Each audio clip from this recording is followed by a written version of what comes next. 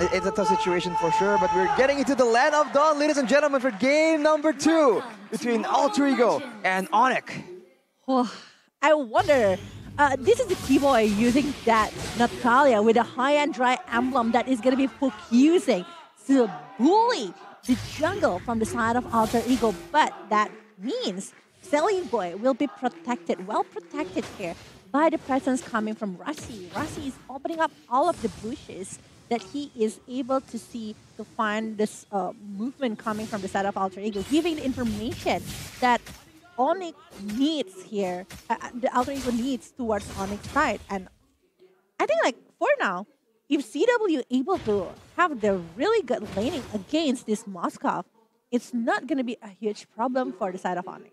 I think here you can really see a pattern start to form for the Pharsa, which is not a really good pattern. Udil has always done this in Season 11. Never rotating to the gold lane right after clearing the first wave, always using the wings by wings to get to the XP lane. At first, it's a good curveball because you don't usually expect the Pharsa to go anywhere else except the gold lane, but he's doing it every game. It's starting to be really template, and ONIC knows exactly what they're going to do.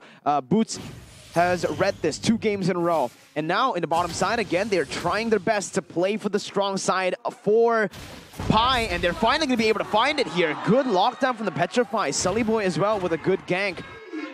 Yeah, I mean, like, that's the thing, right? They really want to win over one lane, and that's for sure. They want to go against Boots that is actually able to push down back a lot of players in the previous game with the goal on his hand. So I think like it's much more worth it to focus on that lane, since that he is the one that causing a lot of trouble in the previous game. But right now, with the presence coming from CW or Chewe, with Kyrie, it's going to be causing a different kind of stats here. With the Yuzong using the Black Dragon form. Zoning Kyrie away, but he does have the anti-CC. Might just go for it. Sully Boy wins the Retribution battle. It's Alter Ego on the board, not just in terms of kills, but also the neutral objective take. Well, this is what Alter Ego needs to be doing. They have to contest this early game objectives. They have a, quite the reliable Retribution. Uncharacteristically, Kyrie doesn't really win out in that situation. And Pi, having a Yuzong that's doing well in lane will mean that these early game neutral objective takes can be zoned out using the Black Dragon form. So Alter Ego needs to take full advantage of that before maybe later on going for some pickoffs, because there are some really juicy targets on the side of ONIC.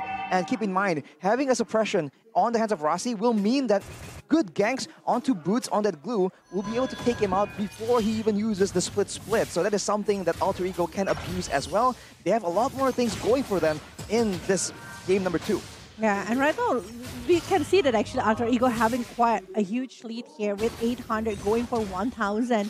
Well, we know that actually Razel having higher level. The EXP gap here from CW along with Razel is actually a good sign from Alter Ego, because they already got 1 kill so far. But they also need to transfer the movement. They really need to get more rather than what they have at the moment. Oh, it might be a surprise towards Sally Boy. Not too sure about this engagement here. Kyrie thinking the same thing, disengaging instantly, popping that regeneration. And Alter Ego, again, are doing so well at nullifying this Natalia presence in the early stage of the game, which is the stage of the game where she is the most deadly. Razel has been free farming, and even CW isn't really able to utilize this winning lane because of Alter Ego's constant pressure towards the gold lane. And this might just be it. Alter Ego's way, their ticket to come back and to equalize in this series. Just using Sally Boy as a bit more of a utility tool, as an extra bit of presence in the mid lane as well, to help with the clear, to help with the crowd control, and in the XP lane, having given Pi an advantage, I think they're comfortable now leaving him there, just 1v1ing against the blue, but already macro plays being initiated by ONIC. Boots will be arriving to the scene a bit earlier than Pi. We'll see if ONIC can find anything off the back of this rotation. Oh, ONIC looking for the play, opening it up. Sans flipping forward, finding the Divine Judgment, and Rossi will fall. Meanwhile, on the back line, that's going to be the snare. Oh my goodness, the immobilize as well, but Boots is still able to survive somehow. The spear connects onto the glues, the little ones. Pi, with an amazing flank, finds a kill back onto the hands of AE, but it's still ONIC with a neutral objective take. Oh my god, that is really good setup coming from the side of ONIC to take care over the turtle. But again, the result is not on their side because they are losing Kyrie in that war. I think like the frontliner, they're really focusing over Boots. If Boots is already meltdown, there's nothing from the side of ONIC that they can do, and they cannot do anything aside of that one. because it's already been picked up. But Sans actually receiving too much damage and will be picked off by Selling Boy right there. A bit too over-aggressive, trying to control the mid lane, but he gets punished by a great gank from Sally Boy. Again, showing that in the utility scene, he is still pretty good. For ONIC though, this is what they're doing, right? Being adaptive, trying out new things. They realize that they're just waiting for a chance for Rasi or Sully Boy to go for an engage, or waiting for the Black Dragon farm to initiate things. So when they saw a chance to try and pick off Rasi instead, they go for it, stealing away the Divine Judgment. If you're afraid of the engage, you can deny it by engaging on the engage tool instead. But now Alter Ego with a 1k gold lead will be trying to pressure for a bit more turret objectives.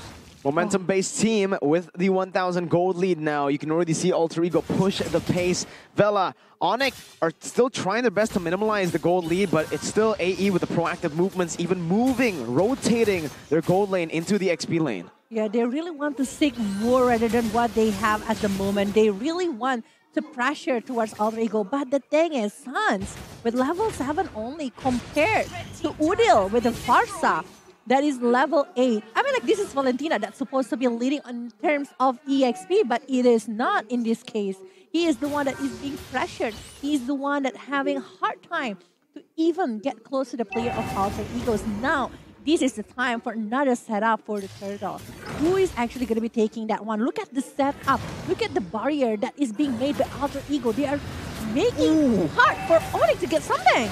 Now it's going to be there. Oh, Kyrie trying to look for the steal, but it is going to be Sellyboy who finds it, and Kyrie just gets baited in. 0, 2, and 1 this game. Alter Ego with an amazing setup game this time around. Says no to any sort of contest from ONIC. You look at ONIC, right? They're trying to get the pickoffs. They're trying to maximize Keyboy on Natalia, but Alter Ego, they never leave a single person alone, right? Even when Rizal is pushing, Rasi is close behind. When Udil is rotating, Sully Boy is close with him. So they're doing a roam squad strategy and leaving Pi to just pick up the pressure slack and pushing all the other lanes. Take a look at the items right here. It's looking a bit more dire for ONIC compared to game number 1 for sure, but Rizal already has the golden staff, so along with that, the corrosion side will mean that he can slow multiple members for even more setup with the Hunter Strike coming in, and the Predator Airstrike, of course, as Keyboy is the main target here. Silenced, but Udil has the flicker, uses it there, pops in his own Feather Airstrike to zone ONIC away. It's a good disengage, and again, you can really see how Udil performs here. When he was behind, he was still dealing the most damage. Now that his team is ahead, he is really popping off, and he is a problem that ONIC do not have an answer to just for now. Yeah, I think like right now, Udil is just like super confident with the damage that he's having, the positioning, the setup that is being brought by Alter Ego is just coming really good this time. But ONIC, I think like from Alter Ego, the presence coming from Pi is actually changing a lot for ONIC side, because they are always focusing to get the frontliner coming from ONIC. While for Rasi, he is selecting the right target so far from the side of ONIC, but the concept play. Divine Judgment and the Spear of Misery. Wow, CW is going to be melted down, but he has a shielding here for the Savant Force, but it will not be enough as Rizal just takes him out. Rizal going to fall as well, though, as Keyboy is able to find a trade. Sans terrifying Udil, but there's no further follow-up. Look at Alter Ego. It was a 4v5, and they were still able to get the favorable trade. It's 2 for 1, and Alter Ego were able to utilize that as a distraction for Pi to take the turret up top. Even here, Boots zoned away. Pi full stacks in that bar. You can see the healing just come through, and Boots has no answer to it. It might as well be a free Lord take for Alter Ego right now, as Keyboy has rotated down below to look for a trade instead. That is an insane lifesteal coming from this Yuzong. I wonder if they have the anti-heal here, the Dominance Eyes, or even Necron's Appearance coming from the side of Team ONIC, because it doesn't make sense how he's able to sustain a lot into that big team fight, or even trying to dive into one member of Team ONIC. And the goal difference is actually showing a lot here from Keyboy that actually pretty much sharing. Ooh, Saribo goes in though, that's a better airstrike, and the follow-up coming in for Alter Ego! The Divine Judgment finds it. Pulled back to his team, melted down by Alter Ego as they take more on the board now. The mid lane going to be the target. Selly Boy is in the midst of it all, zoning CW and Boots away on the Fredrin that was contested in game number 1. You can really see the pressure that he is able to bring in this game now with this 5,000 gold lead that he is able to build for his team with the neutral objective takes. This is the question you've been answering, Vela. Domina's Eyes is present in the inventory of boots, but it's not nearly enough because of how ahead Alter Ego is. And keep in mind, so much magical damage in the hands of ONIC. Oh, look at the damage though. Man, Sully Boy doing a lot of damage here. And even later on, it's not like the physical damage on ONIC is going to be targeted towards Pi, right? So he's building a lot of magical defense, and they don't really have an answer here. They just have to try and play around him and ignore him. Comes down to, again, the Black Dragon form being popped in the bottom side. Kyrie trying his best to escape. Who's going to fall here? Even with the split. Even CW gets melted down. And Alter Ego are back. Keyboy looking for the flanks right now as Kyrie jumps in again. Trying to buy some damage. And Rousey, my goodness! What was that reaction time? The Divine Judgment there as Alter Ego are able to equalize for a third game in the series. The crowd goes wild. And man, wow.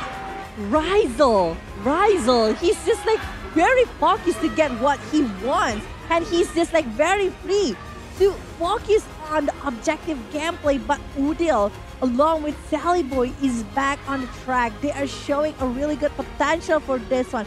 A really good setup coming from the side of Alter Ego here.